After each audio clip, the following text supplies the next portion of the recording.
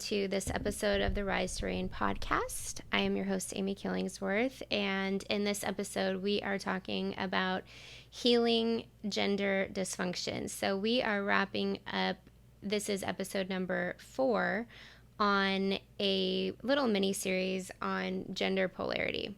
So it definitely would be great if you were to go back and listen to the prior 3.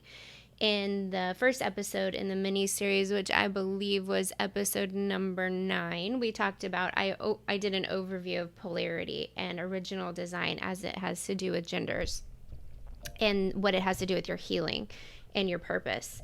And in episode number 10, I did femininity, and in episode number 11, I covered masculinity. So those are all highly conceptual. So what I wanted to do in this episode is really talk about how do you apply this to your life and benefit from it to heal your own self and to heal your relationships and to really gain a greater degree of fulfillment and be able to feel like you're at home in your own skin, because this is a big piece that is missing, and that is really, really painful when you find yourself operating in opposite of your original design and not really knowing how to embrace and come back home to your true essence. Okay, so that being said, we're calling this episode Healing Gender Polarity Dysfunction. So remember that healing is a return to your original design. You are either a masculine person or a feminine person. And so that doesn't mean that you don't display or access the opposite qualities. It just means that you have a place where you're at home according to your original design. But what happens is we go through life, and I covered this in the last couple of episodes, but we put masks upon masks. So if you're a super feminine person and you get hurt, or we all have, like you are denigrated for your femininity, or you're not able to succeed in life or get the promotion or excel in sports maybe because of your femininity, you start to see that as a roadblock to getting what you want, or to getting love, or to being acceptable or pleasing, then you begin to put on masks and you develop this style of relating. So what I deal with a lot as a coach is, or even just feedback when I teach this, is that, well, that's the way that I am, and that's the way that I am. Well, there's the true you, the God-designed essence of your original design, where you will be really happy and really fulfilled and be able to really access your purpose and be who you were created to be in the world. And that's that zone of fulfillment, zone of genius.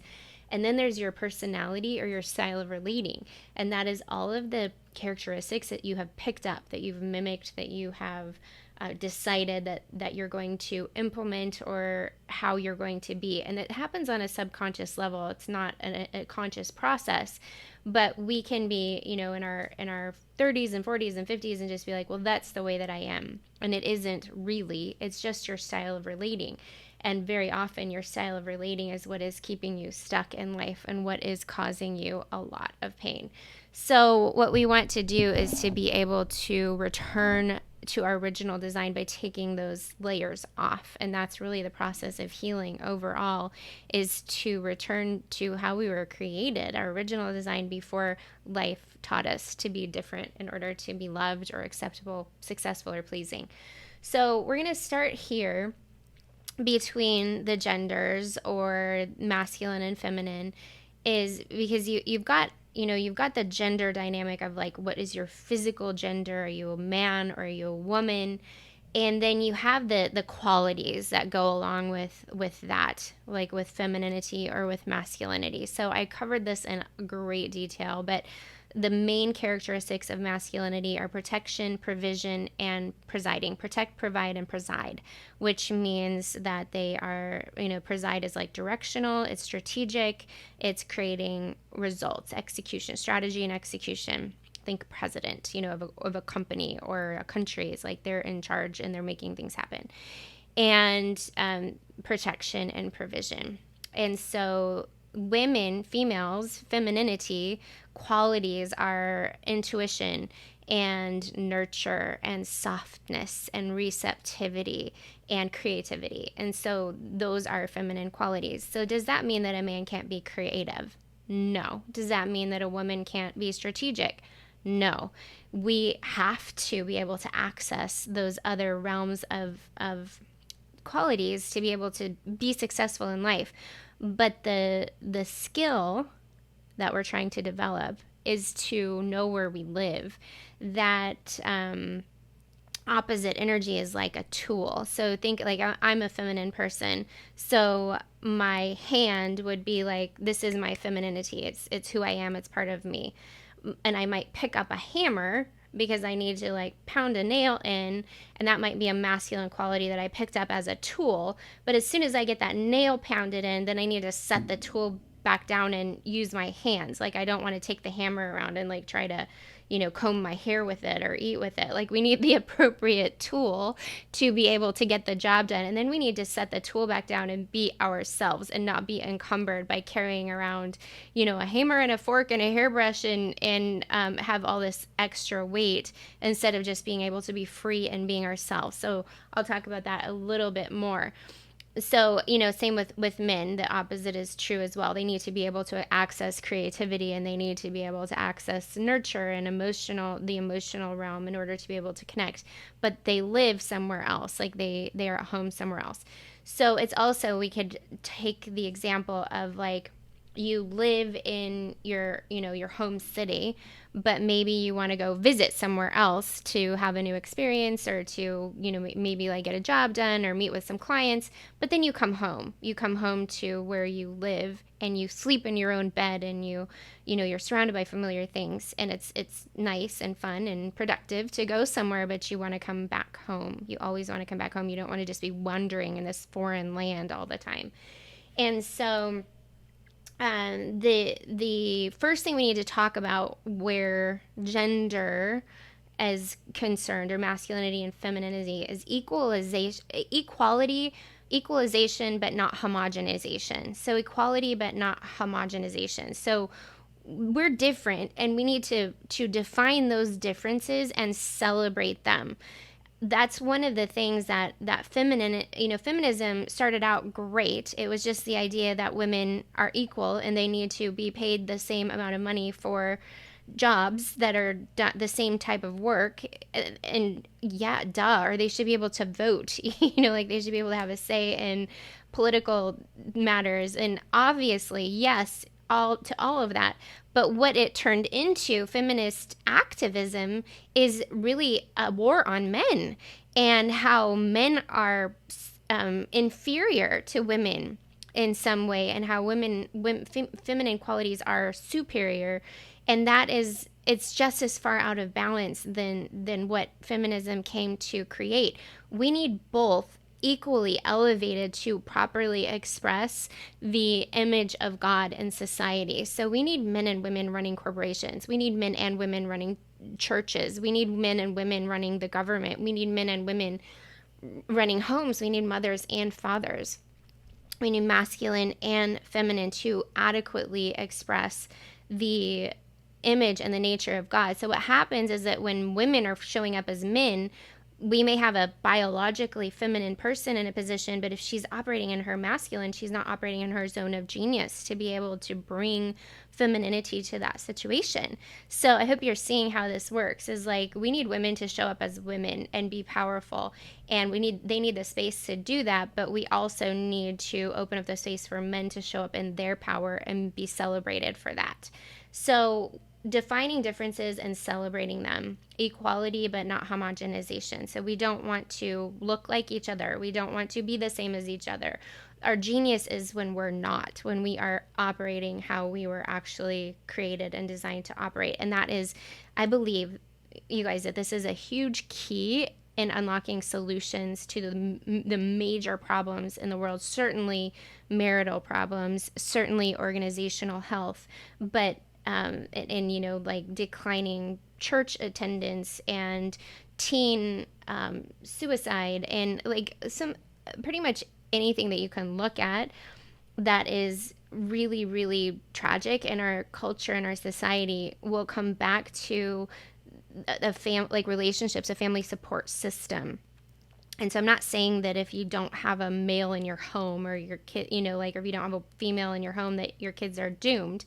That's not what I'm saying. Please hear me on this. I'm saying that for a culture to exist in health, it needs equality, but not homogenization. It needs a feminine influence and a masculine influence equally, but not the same.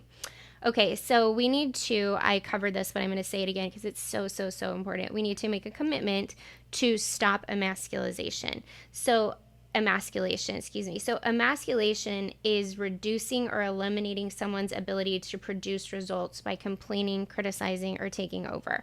So, emasculation is the word means castration, which means to cut a man's balls off, basically. Excuse the abruptness or maybe the harshness of that, but that's what the word means. So I know that's a really kind of disgusting and confronting concept, but that's really when you take a man's masculinity away, you're taking away his virility and his ability to produce results.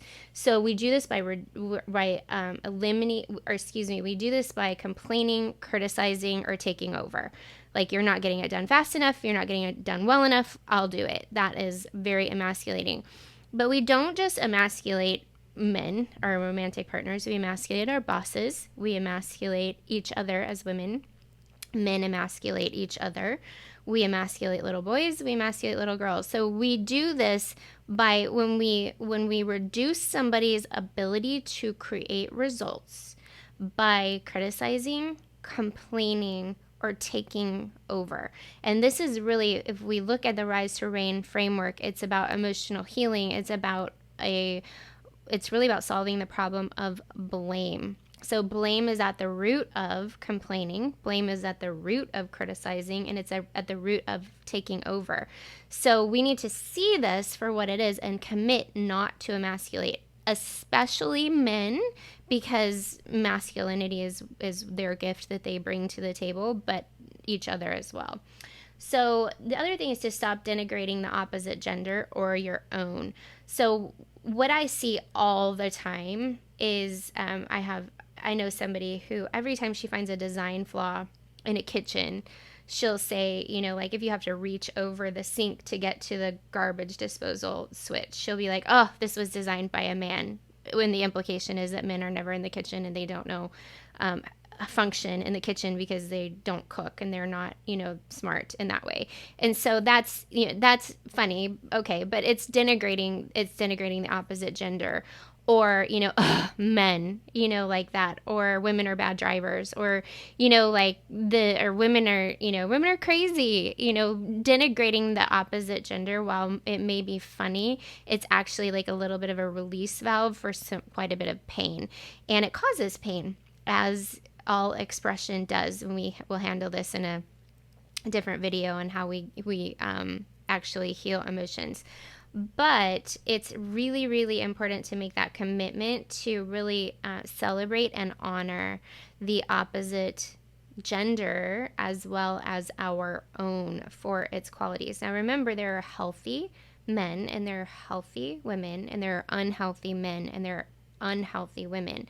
But just because a man is unhealthy and he doesn't operate according to his original design doesn't mean that's a man quality. It just means that that man is unhealthy and he needs some healing. So here is some specific application. This is really where I wanted to take this, because I hate to offer complex concepts without being able to improve your life with it and your relationships. So for women relating to men, this is where it gets a little bit sticky, because women are raised with an idea that we need to be pleasing, and that if we're hungry, we need to not ask for food, or not eat, or not be hungry, or we need to suck our stomachs in, or we need to be pretty, or we need to be smiling all the time, and we need to forego our own needs for the sake of being pleasing, usually to men, because our survival depended on it. We are programmed from our our ancestors, we were programmed to need men to survive, to go out and kill the woolly mammoth and bring food back, or to, in the 50s, to go out and earn a living while we take care of the kids. And it's not that way anymore. We don't need them to survive, but this is kind of programmed into us from birth, is that we need to forego our own needs and our own truth and our own reality to get our needs met, our survival need met. So the question is, should you dishonor yourself or be inauthentic in order to honor men and be pleasing to them? And the answer is absolutely not. That is not what I'm saying. That is what has created a lot of backlash, and that's what has a lot of women feeling bitter and enraged, is just for years of trying to stuff themselves into a box to be able to be, acceptable in a man's world or successful in a man's world. And that's not what we want. That's the opposite of what we want. So what do we do? How does this look to us as women that want to empower and honor men and to stop emasculating them, but still be authentic and honoring to ourselves? Well, the first thing is that we need to learn to set boundaries and ask for our needs to be met in an empowering way. So usually when we feel threatened, our claws come out and we go for the groin. That's when emasculation happens, because we feel threatened. We go for, we go to bring him down, to bring his strength back. And that is the exact opposite. We have to move away from that instinct, because when you go after his strength, he's going to be protecting according to his design, but he's going to be protecting himself from you instead of protecting you. What you want is him to be activated in his original design, to be protective of you, not self-protective from you. So we need to learn to set boundaries and to ask for our needs to be met in an empowering way. So no complaining, no criticizing, and no taking over. The other thing that we need to be very, very aware of is demanding. So demanding is very offensive to the masculine, and here's why. It's because demand has only two responses available to it. When you demand something of someone, they either can submit to you or defy you. And so when they submit, that is yucky. Like submission is yucky to a man. And I'm not going to go into all the reasons for why that, but he's fashioned, he's wired to preside. And so submission to a man is, it's like death before dishonor. Think Braveheart. They can take our lives, but they'll never take our freedom. Like, the masculine values freedom. So when you put him in a position to have to submit to you, it's gross, and he hates it. And if he does submit to you, you hate him. Like, you really have a lot of contempt for that. And it's just a really bad, you lose respect for him. You may get what you want, but you really damage the dynamic between you.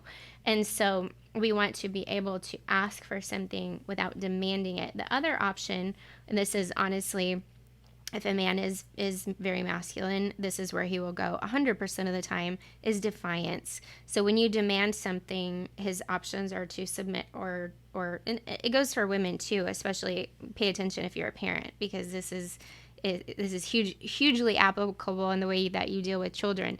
But the masculine person will go into defiance 100% of the time when you make a demand on him. So what that looks like is, it could be passive aggressive defiance, or it could be outright like, no, I'm not going to do that. And then, then you're in a fight, and then you're in manipulation, and it's like I said, a downward spiral. So what does this look like? What does defiance look like? Well, what, is kind of the classic example is that he won't pick his socks up off the floor, or he won't take the trash out without being asked, or he won't put his dishes in the dishwasher, and he just expects me to clean up after him all the time. Well, you're nagging him and you're demanding him, and he's defying you. That's a passive aggressive way of defying you. So the way that you ask for your needs is by appealing to his wiring to protect and provide. So you ask him, which gives him a choice, and that choice needs to be authentic. Any request needs to have the option to say no. My son is famous for this, and it's a joke in our house, my oldest son. to joke in our house. I'll say, hey, could you unload the dishwasher? And he'll say, do I have to? And my answer is always, absolutely not. You do not have to do that. But he knows that if he chooses not to, there's going to be probably some fallout from that.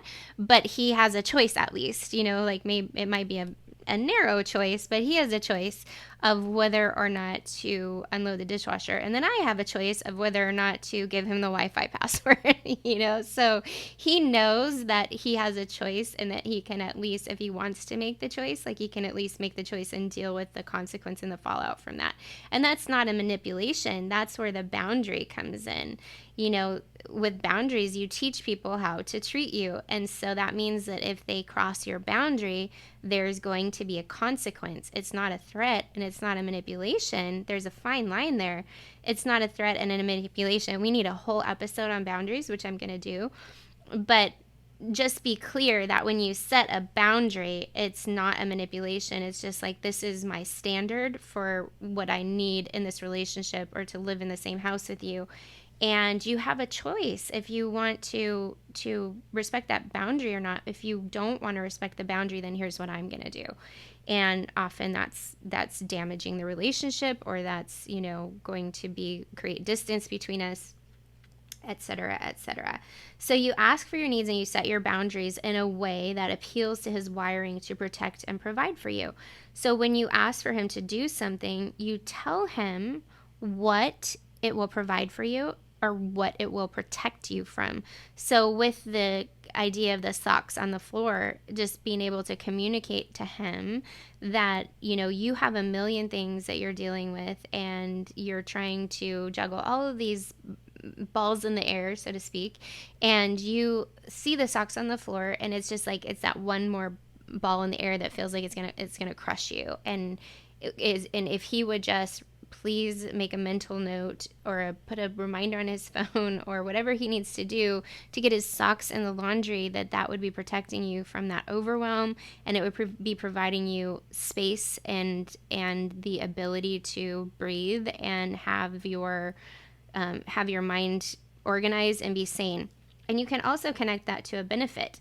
I do this with my kids all the time. It's like, do you want a happy mom? Do you want a peaceful mom? Do you want a mom that's fun and that wants to go do fun things and to take you to do fun things? Do you want a mom who's productive in her job and makes money for us to be able to have the life that you want to have? Well, in order for me to be happy, in order for me to be at peace, in order for me to be productive, here's what I need from you. And that is a give and take, and it's an exchange, and we're partners together in this, if that makes sense. So it's not a manipulation, like, you owe me to be happy and you owe me to give me peace. But no, here's what I need. Here's the living environment that I need to be able to be my best self. And when I'm my best self, here's how you benefit. And so that's different than making a demand, like, pick up your darn socks, it's a completely different thing. And it takes practice, and it takes emotional intelligence, and that's why we have Rise Terrain. All right, so again, I'm going to say it again, because I can't say it too much. Don't emasculate him, because then he will go from protecting you to protecting himself from you, and that is not a good dynamic.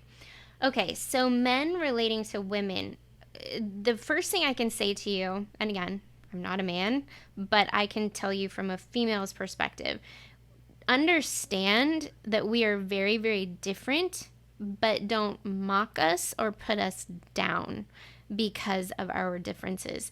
Our differences are genius. And so in order to be with a woman, you need to be okay with mystery. We're not going to make sense to you, but you can hold this space open in your mind to be like, okay, they're weird and I don't understand them, but they're awesome. And they bring so much beauty and joy to my life and delight to my life. So that's kind of the worldview with women, is like, okay, that is a mystery, but it's a good thing. And it's something that I honor. And then behind that, the second thing, that's the second most important thing, is to make her feel safe. Because remember, she's tempted to emasculate you when she feels threatened. And you are bigger than her. You're stronger than her, probably. And you need to understand what it's like. Put yourself in women's position.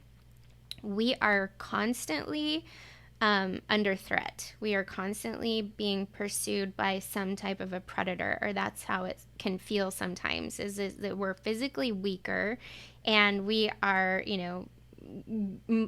we have something that people want, like that they can forcibly take from us, and we're constantly on our guard to see our surroundings, and we feel vulnerable in the world. And so if you can make her feel safe, not just physically but also emotionally, she will be have a much easier time pulling those claws back and taking a deep breath and not emasculating you and going into that self-protective claws out space. And in protecting her, sometimes you need to protect her from herself. Men do too, but women have very strong emotions, and sometimes we get swept away into our emotions. And so you need to not allow yourself to be pushed around by those strong emotions. Think of the wall masculinity in the hurricane, because women love to be pleased, but they hate a pleaser. This is super, super critical, because women love to be pleased, but they hate a pleaser. A pleaser is someone who violates their values to be loved or accepted, or to get someone else to not be mad at them. And that will breed contempt in a woman, to watch you, even if it's something that she's pushing you to do. If you violate your values to please her so that you can be acceptable, that will breed contempt. So when I say that sometimes you need to protect her from herself, it's by standing strong in your values and only pleasing her when you can do so without violating your values. So it's great. It's super sexy for a man to live to like please his woman, but not be a pleaser. So if you can if you can please her in line with your values, great. If not, then you need to set your own boundaries and protect her from being able to push you off of your direction and push you off of your value, because then we don't feel safe. We feel safe when you are rock solid in your decision, in your execution, when you're protecting, when you're providing, when you're presiding. When we can knock you off of that, and we try, I don't know why we do this, because we don't want you to get, deep down, we don't want you to be able to be knocked off of your values or your position, but we try to do it. And it's like testing. It's like kids. It's the way that kids kind of test authority. And so you need to be able to stand strong in that, and to, yes, be pleasing, like not be obstinate for the sake of being obstinate, but be pleasing without being a pleaser.